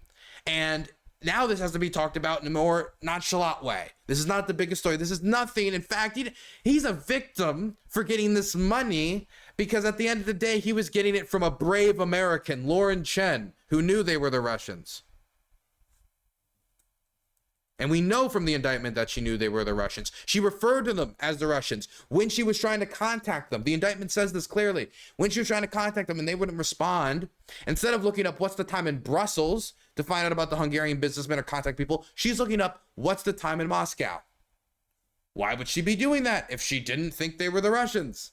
Well, she's also calling them the Russians in private communications. So, come on, Tim. Come on, Tim. Even the person you took the money from says that they're the Russians. They are the Russians. If she takes money from the Russians and then hands it over to you just because there was a 3 to 4 to 5 feet of difference between you and the Russian agent, does not mean it was not Russian money. It just means the Russian money was washed through a company first. And I will stress, it's funny because people don't know the value of money. Actually washed through a Czech auto parts seller and then given to the company and then given to him. So it was washed. It literally was washed. It didn't go straight from RT to them. It would have been too suspicious. They washed the money because they were trying to hide it. And so as to the numbers listed in these documents, they're probably slightly below market. Not kidding. Not a joke. Which, by the way, can I just say one more time? I say this on... I don't think to finally get across how bad of a negotiator Tim Pool would have to be. The way RT gets people is by offering generally, and I don't mean to be mean, subpar journalists. Not all the time. Some of them are good, but a lot of times journalists that could not cut it elsewhere, they offer them above market rates so that when they get there and people don't want to associate with them because they're RT and stuff like that, they're getting paid above market rates and they're getting offered to be on TV when other news stations would not do that. That's how RT gets people. But somehow they got Pool to not only say these things unwittingly, but at below market rate. When the way they get people is by paying above market rate to do these stuff covertly or do the stuff period for Russia Today as a public facing commentator. So Tim Pool really is a special case. Take a look at what, I'll put it this way. Look at what Travis Kelce got for his podcast, $100 million for 3 years. And then look at the offer, the money that was being paid in the indictment. Okay. Then look at the size of Travis Kelce's podcast compared to the people that were being signed. And we'll call that like market comparable or below market, whatever. I thought Lauren Chen was Canadian. It's all coming together. Let's go and grab some more super chats. Steven says, has Putin famously told Schwab to take the WEF and pound sand? Elizabeth Swim says, Steven Crowder just broke some major news. Okay, let's see. Is there anything else he has to say in that? Because this commentary was honestly not that deep as usual, but I want to see what else he has to say. There is no Sauron, but there will always be someone to wield it. And the Western powers basically say we'd rather it be us. Oh God, no, I don't. How much of this can I really listen to? Oh God, he really goes in depth into Kursk incursion. Oh God. Do you guys really want me to watch more of this? We've watched a little bit of his response. Okay. Do you want to watch any more? I'll watch more if you guys want it. But it's not gonna feel good. Okay. He's making Lord of the Ring comparisons and a whole shebang. Fine. Okay. You guys say do it. Fine. Okay. Okay. Fine. Let's listen to what he has to say about the Kursk incursion right after all this happened. Revelation, ladies and gentlemen.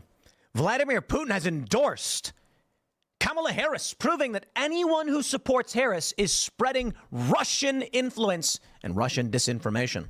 It is in the best interest of Vladimir Putin that Kamala Harris become president. Therefore, we must resist Russian influence. Vladimir Putin is a scumbag, and his support of Kamala Harris just proves that Democrats are working for Russia, I guess. Is this only, you know what I love about the whole media? Is this only humor dial sarcasm? Like sometimes I feel, I don't think I'm a particularly funny person. Sometimes it happens, sometimes it doesn't. And I remember like feeling maybe like, you know, in a social situation, you want to make someone laugh, so you just kind of lean into the sarcasm a little bit.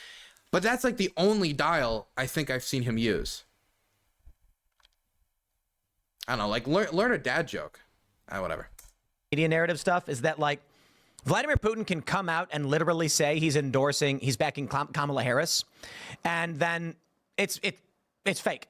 No, he's lying. He's lying. He backs Trump. But he said he's backing Harris. No, he's backing Trump. Now, level with you. I'll be for real. He's not being serious. He's making fun of Kamala Harris. He doesn't actually endorse her. Although I do think there is a legitimate reason why Vladimir Putin would back Kamala Harris. Because she nuts. Because she'd be a failed leader. Because Joe Biden's administration, while they've supported Ukraine, have been just really bad at everything. And yes, we're going to support the woman who has pledged to send more weapons to Ukraine. And her foreign policy advisor is Philip Gordon, who's still salty over what happened in Syria. Yes, he's excited for her. As excited as he was for Hillary to be president. Yeah, okay. Sure. Like, what do you mean she's she's such a failure? She was a prosecutor, she was a DA, she was a senator, she was vice president of the United States. She has much more public service experience than Donald Trump. Donald Trump said he was going to get rid of the debt in 4 years. And he then increased the deficit to record levels. So, like, failure. How do we measure failure when determining who is a failure and who is not a failure? So I mean, did Mexico pay for the wall? Is that a failure? Was that a success? Like, how would we even determine this? How would Putin be looking? This isn't a meme edit like TikTok, like vibe. Look how base Putin is on the back of his horse. He would only be scared by a tough guy. That's not how world politics works. Theresa May is not beating anybody. Not Theresa May. What's her name? The Iron Lady. What's her name? Margaret Thatcher was not beating anybody in a boxing match. But Margaret Thatcher didn't need to beat anybody in a boxing match to command respect, even if she doesn't command much of mine. If you get my drift. You know, my personal view is that should Donald Trump win, he recognizes the liberal economic order has failed. We need to shore up our border defense. We need to build up our economy back at home. We need to restore this country. But you know what, my friends? I'll be honest with you. This morning, I was on the phone with my lawyer for a great deal of time, so I've not pulled up stories, and I didn't know if I'd actually be able to do the show. And it has a little to do with the DOJ story and tenant meeting and all that stuff. It's mostly to do with the fact that I'm suing Kamala Harris for defamation. So... Always be on the offense. Always on the offense. Don't ever dig a trench. Constantly charge forward. The best defense is always an offense. Major developments happening there. How about you sue the DOJ for even releasing the indictment? I'll give you guys an update. We're going over the arguments and all that stuff. I can't say too much, but I just want to let you know that we are we're close to filing. We will be filing. It is happening. It's a guarantee. I'm saying straight up, like, I got to be careful. It's my full intention that we'll move forward. And it seems to be the case that we've taken a great step forward. So if you support these efforts, for those that aren't familiar, the Harris campaign accused me of being a Trump operative, part of Project 2025, and for calling for the extrajudicial execution of anyone who would not support Donald Trump should he win, which is like... By the way, I think what Kamala is referring to is that clip where they had Laura Loomer, the far-right crazy loon who handcuffed herself to Twitter HQ because they wouldn't let her call for Muslims to be banned from driving taxis. You think they got Trump to get Vance as vice, thinking he will die and get us in a zealot presidency that is easily influenced. Look, JD Vance cannot be president. JD Vance has no good experience in public office. He has he would be taking him from relative obscurity to the highest office of power in the land. That alone should be enough to vote against Trump, in my mind, in my personal opinion. But I'm just a biased libtard, okay? I'm a biased libtard. Like the craziest thing anyone could say about someone, especially in the political landscape with all... But no, what it was is Laura Loomer then on the show started calling for the execution of Donald Trump's political opponents. And so Tim had to cut the stream because it was wild and crazy. And then he brought it back, and then she basically called for it again, but in a more legalistic manner. I wish that if they were found guilty of treason and then went to prison, and then they could be and then said it in a way so they couldn't get banned from YouTube. I think that might be what they're referring to. It was a very strange clip. Actually, you know what? I think we might have the clip on file here. Oh yes, I actually do. Here it is. We were talking about crime and punishment, and Donald Trump needs to go after these people. Laura was saying, take the gloves off, stop being nice to them, fuck them. And I said, they should all be arrested. There should be lists. Laura said, we should give anyone who committed treason the death penalty, and then the show gone. Because YouTube doesn't allow calls for the death penalty. That's why they deleted our episode of Alex Jones the first time it happened 3 years ago. And he didn't even say anything crazy. He said, I agree with Bill Gates. We should have firing squads. And he later was like, I meant vaccines, line them up, give them shots, get them. He was like, I was making a joke. I was sarcastically saying, I'm not going to pull an Alex Jones. I stand by everything I said. I'm not sorry for anything I said. I truly believe that there may be different interpretations of what it means to commit treason. I truly believe that the people who engaged in the coup against Donald Trump and have caused civil unrest and chaos in our country for the last 7 years through Crossfire Hurricane and also through these what I believe are illegal witch hunts against the president of the United States right now, unconstitutional witch hunts against Donald Trump. They are treasonous. They are traitors. They should get the death penalty when they are jailed in the next Trump administration. And I'm not going to apologize for what I said. I, was not trying to get your stream taken down, but my belief is held by millions of Americans. And you're saying I really do believe that when they are arrested or when they're indicted, arrested, and they have a tried, trial and convicted. Yes. Should they be found to have committed treason by a jury of their peers, you say death penalty. Absolutely. Do you think? Absolutely, 100%. Mind you, that's the reformed version of the of her take. Originally, it was just like, just execute him. That was the reformed version. By the way, can any of you guys figure out why the Russians, if they want, for example, disunity, division, and violence in the United States, might think that shows like that is good to be promoted across to Americans? Why do you think Russia wants Americans to watch content like that? Can narrow it down to somebody chanting Civil War every second? If he stubs his toe, it's Civil War. He can't get a pickle jar open, it's Civil War. Why they might have an interest in that? I could think of a few reasons. Seriousness, this is the Kamala campaign account. I am trying desperately to be like, this is not true. You know what really pisses me off the most about it is how, adamantly. Okay, we don't need to listen to him talk about his lawsuit against Kamala. Good luck. Okay, I'm sure you'll get him soon. Can we get to talking about Ukraine? Reason why or the U.S. wants to basically destroy Russia is here. It is. That's the Hillary Clinton path. The reality is most people won't admit it, but they do support that. The idea being the petrodollar, its enforcement through military control. Oh my God, I don't want to do the petrodollar conversation with him. Let's skip all of this. I wanted to hear him talk about Ukraine. Now I've actually had enough of it. Can we just get them talking about this later? I just can't. I don't want to talk about the petrodollar right now. Oh my God. We'll just see. I'm sure. Hey, I care about the petrodollar. Also, because I care about, the interconnectedness of trade of the world, and I really think that America's position as a global trading power is important. Also, I support the candidate that wants to put a 10% tariff on every good that enters the United States. I'm trying to figure out where Tim lies on the political spectrum, and he truly transcends it. There's a lot more to talk about. The next segment, we'll talk about the DOJ indictment. We'll get into detail on what it means to be fake news or whatever the hell's going on. And let's read some of your super chats before we do. Let's go. And there's your Vladimir Putin, Kamala Harris thing. I also recommend you guys super chat some stories you may see because I was on the phone all morning with my lawyer. I don't know, so I didn't really pull any stories up. I didn't know if I was going to do the show in the first place. All morning, didn't know. Cilantro Industrial Complex, you are my enemy, by the way, says, howdy, people. Howdy. Cilantro is awful. I think it's disgusting. No, it does not taste like soap. Jason Swank says, Tim is so good at X-trolling, he should call himself Tim the Troll Man. I don't know. It's funny because I endorsed Ukraine, but there are people who don't know what jokes are. They don't get sarcasm. So it's funny. I told you his only joke is sarcasm. If you look at all of his jokes around this, it's just, I love Ukraine now. I love Ukraine. And sometimes I'll lean into sarcasm a bit, but it's the only thing he has. My God.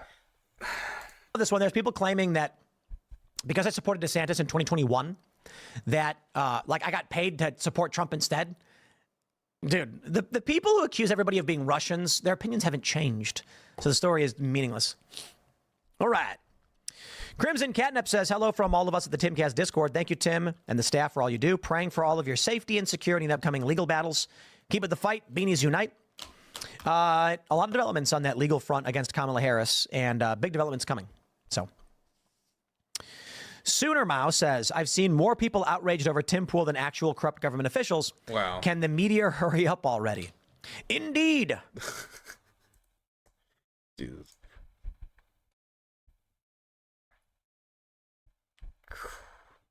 Okay, so I think we're done with Tim. Are we done with Tim? Is there anything else he's going to say of interest about this? I don't think he backs Kamala Harris. Kamala Harris is going to fund more Ukrainian war, and Donald Trump is likely going to end the war. Trump will make gains. Free Men Die Free says the reason Putin backs Harris is because her admin is World Economic Forum backed with, which will dethrone the U.S. if the World Economic Forum persists and succeeds inside the U.S. government. Perhaps. Hurts. I don't know, man. A lot of ways to view it.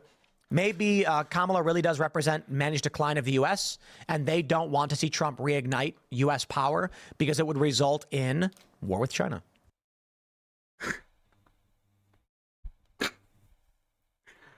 The powers that be want to elect Kamala Harris because they want America to decline so they can have less trade influence, less access to capital, less access to global resources and trade pathways, less ability to respond to a crisis that could shut down international trade pathways, less control of international shipping venues. Why? Why would they elect Kamala under the idea that Trump would help America so much? We have to sabotage. We got to sabotage Trump. How do we sabotage Trump? I know. Let's run somebody who was part of the administration that saw America have GDP growth bigger than every single other G7 country. Like if they wanted to just crash the economy and have America come down, they could do that. They could do that. So it's like a secret plot. So the Democrats want to take over and like slowly destroy America, slowly bring down America, and they just don't want people to notice. That's the long plot. That's the level we're at here. I mean, this is the Seth Rich guy, right? So it's not that far out when you think about it, but it's still pretty far out that this is the level we're at. It can't just be Kamala Harris' wacky left-wing policies. It's she wants America to decline. Zach Matisse says, devil's advocate.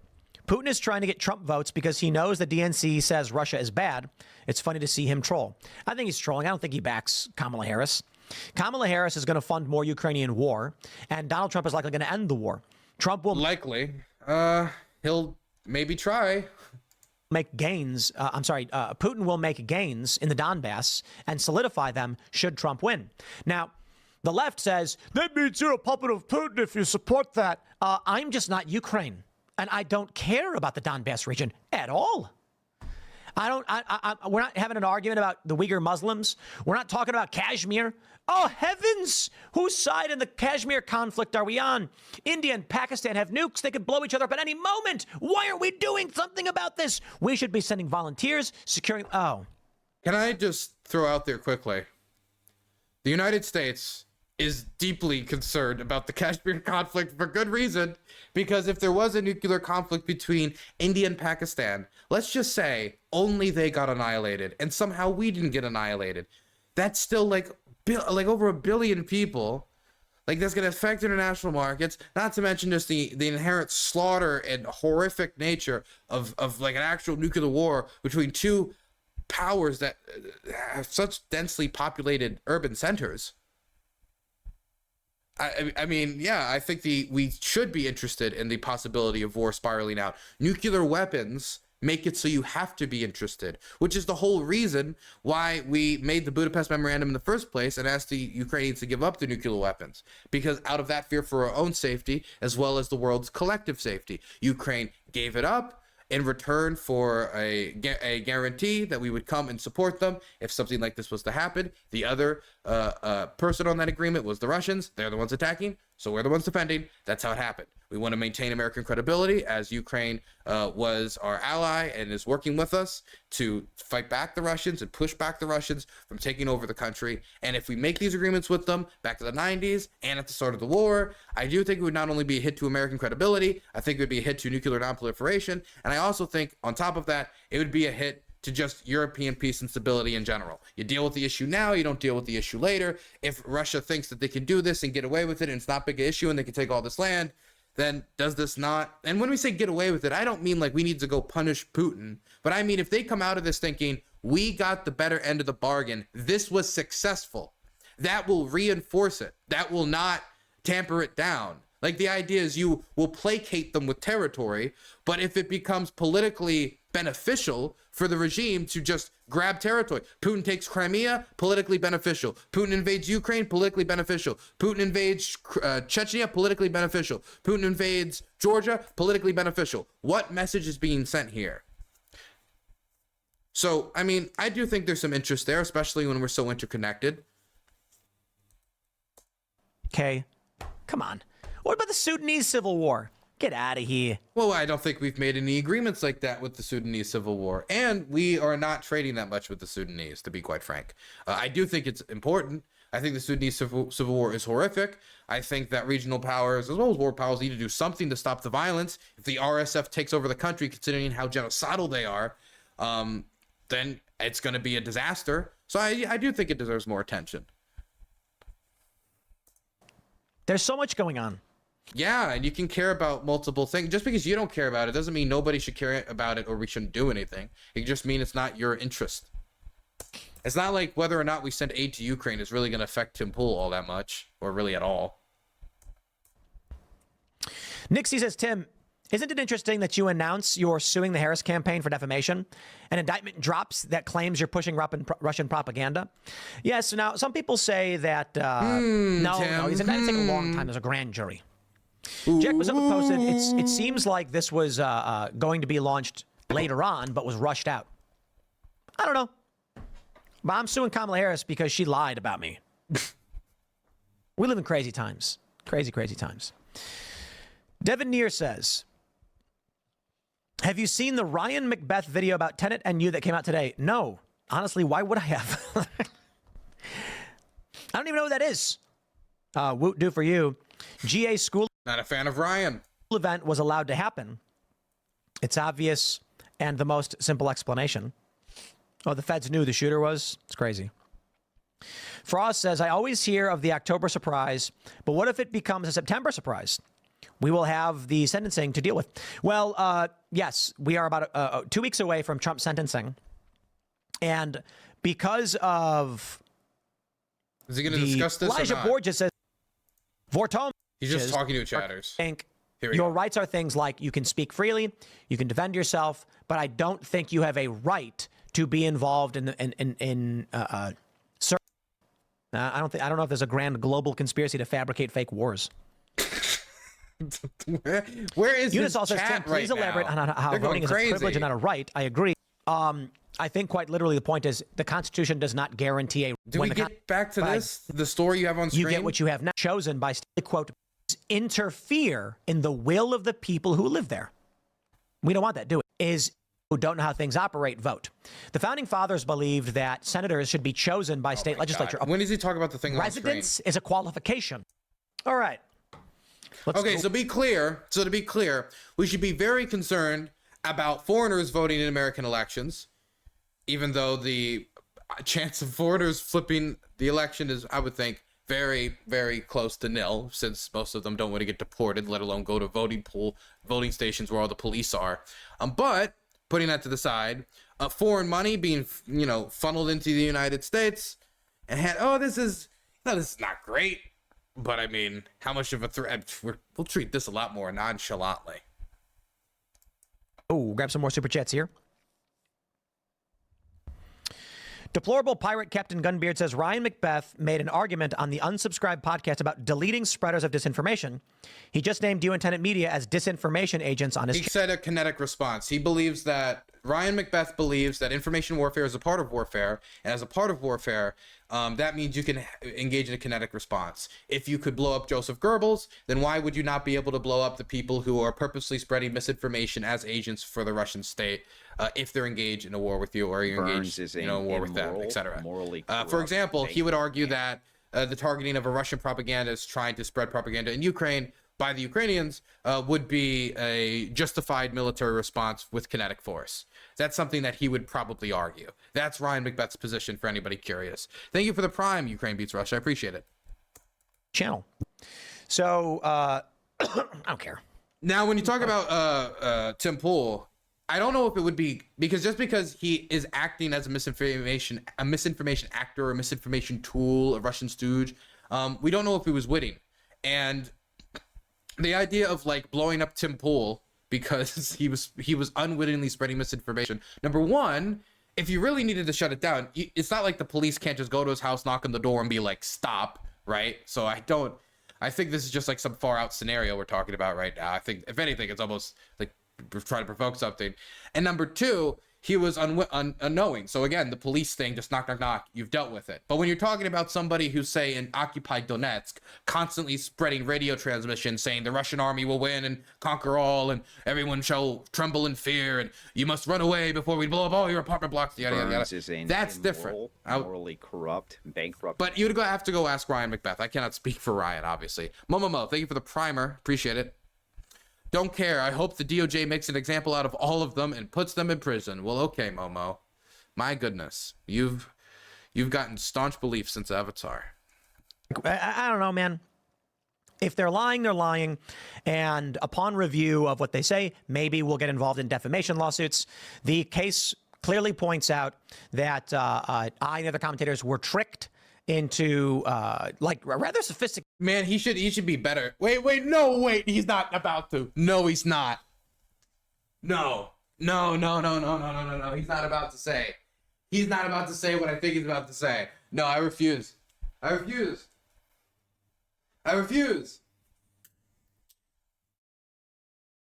No. He did not just say sophisticated. He did not just say sophisticated. He did not just call that sophisticated. He did not. He falls for the, I guess you could say, like, information warfare equivalent of Nigerian prince offering you piles of cash. He falls for, like, okay, you know what, guys? I'm starting my own media company. Okay, I don't know. I wasn't gonna talk about it yet. But I'm starting a media company. People have noticed my journalism and have taken a liking to it, a few individuals, and they think that I have what it takes to really, take democracy to the next level, take freedom to the next level, and take issues that concern everyday Americans to the next level. He's an Eastern European financier. His name is Boldemir Belinsky, and he's concerned about freedom, democracy, and long-range strikes into Russian air bases with Western weapons, as all Americans, working class and rural communities care about. Thank you so much. Boldemir Belinsky, the Eastern European Mexican financier. I appreciate it. Mexican Eastern European. I believe it's Mexican Bulgarian. I forget the exact. I didn't really look into it. I didn't really Google him. He seemed like a nice guy. Maybe we'll get involved in defamation lawsuits. The case clearly points out that I and other commentators were tricked into like a rather sophisticated plan, according to the indictment. You've read the indictment. You've read the indictment. They say in the indictment that he misspelled his name multiple times, that he would show up to times at the wrong meetings at the wrong time because he's in Moscow. He's not where he's from. There's no information on him online. They could have made a fake website talking about this fake financier on the internet. They could have. And then you would have Googled him and you would have found something. You could have found something. They could have prepared this in advance more. Anything. I don't know. But no, you Googled, it was like, I don't know about that. They send you one-page PDF, and you're like, okay, fine. One call. Okay, this guy, this funny foreign man, I can't really tell European accents apart from each other anyway. Probably Hungarian. That's fine. Okay, $100,000 a month. Sounds good to me. And in the thing, you can see that they're kind of rushing you along. In it, they talk about how Tim Pool's saying, like, I don't really know much about this. Can you guys tell me more? And they're like, oh, we'll tell you more once you've signed the contract. You'll get to know us real well. It's all in the indictment. Don't call it that sophisticated. Don't call it that sophisticated, because it really wasn't that sophisticated. In fact, we've had outlets report that other creators were made offers by these people. They're saying that they've smelled fish. They smelled something fishy, and they decided not to take it. Those creators have yet to come forward, and I hope some of them do. But I'm interested to see the type of offers that were made to other creators, because these couldn't have been the only creators made offers. Hey, Dylan, my name is John Ukrainospyovich. I want for you to make movies for my knowledge organization. I will pay you $100,000 for movie. Well, okay, or at least need one phone call, but I think we're going to Hollywood together. Shell companies and foreign operations with fake people, using a U.S. company with U.S. trusted personalities to convince several others to get on board of. Like, if he's scrolling on Twitter and there's just like obvious bots, like reposting complete disinformation, misinformation, like how can Tim tell them apart from real people? Like, there's some basic like necessary investigative skills that I'm curious that Tim retains or not. With U.S. trusted personalities to convince several others to get on board, of which many did. And there's a lot more to say, but that'll probably be tonight. And also, when we talk about them being victims, Benny Johnson did not have to lie for them. When they're pushing literal lies into the creators' mouths and asking them to say this stuff, and then they go out and lie for them, you didn't need to do that. Nobody needed to do that. Benny Johnson didn't need to lie about the mall attack. So even if this was just like a normal media company, why would you do that for a normal media company? Because lawyer stuff. But tonight, maybe some big news coming. Big news. All right. Elijah Borges says, Tim, please reach out to Loomer. She's a bit hurt with how you address the IRL controversy. I know both of you mean well and deserve each other's respect. I don't. What is she upset about? She don't disrespect Laura Loomer. Don't disrespect her, Tim. You might end up on the execution list next. Be careful. Be careful, Tim. Actually pointed out she never actually called for police to arrest anybody or do. No. Barely a Millennial says, I think the likelihood of Trump ending up in prison. Okay, does he talk about this at any point? Is owned by me. Was licensed for distribution. Here we go. Kamala Harris being the winner. Let's see, what do we get? Oh, just more donations. I got to tell you, my friends. Here we go. Less than 2 months ago, someone shot Trump in the side of the head and nearly killed him. And ain't nobody talking about it anymore. Oh, my God. You know, it's crazy that we're talking about all the money that got washed and delivered to my wallet from Russia when we should be talking about this 2-month-old news story. People are like, when you get asked, are you discouraged? My friends, let's do this. Let's jump to the story and I'll explain. All right, everybody, from the Post-Millennial, DOJ indicts 2 RT-affiliated Russians, accuses them of laundering $10 million to conservative company Tenet Media to sow division in the U.S. CNN has come out and said that they have confirmed the company is in fact Tenet Media. Heavens! You may know that the Culture War podcast, which is owned by me, was licensed for distribution on the Tenet platform. Let me tell you, people ask me if I get worried, discouraged, how are you feeling? And I'm like, my friends, on Saturday, the frontrunner for the largest political party in the country accused me of calling for the extrajudicial execution of my political opponents and claimed I was a Trump operative who worked on a project 2025. So, okay, I'm sorry. 1 second. I'm like, still like zero admission of guilt. It's not my fault that I got tricked. Okay. When I saw that piece of cheese under that box with that suspiciously placed stick, with that suspiciously placed yarn wrapped around the stick that went off into a bush, and I saw that cheese and I took it and I got trapped under the box, I was the victim. Listen to my analysis. I'm a smart I'm a smart man. Listen to me. Listen to me. This is how we should guide the country. Listen to me about war and death. Party in the country accused me of calling for the extrajudicial execution of my political opponents and claimed I was a Trump operative who worked on Project 2025, for which I have no affiliation. At all. So I'm like, this is under that, okay? This is silly nonsense, Russian BS, whatever. And I'm like, it's kind of alarming when people message you being like, did you really claim that all Democrats Trump should start executing Democrats and things like this? And I'm like, holy. This little Russian money. So I took a few $100,000 from a government, dumping people in mass graves. Oopsie doopsie. Oopsie doopsie. I tripped. Oopsie doopsie. Imagine if we talked about like political scandals in this way. If we talked about like Hillary scandals or Biden scandals or anyone's scandals in this way, would he give this benefit of the doubt to anyone on CNN? If we found out CNN commentators were taking hundreds of thousands of dollars through shell companies from the Chinese government and they didn't do proper background check to who was giving them money before going on national TV news networks? No. It would be a multiple day story about how the Chinese Communist Party controls CNN. That's what it would be.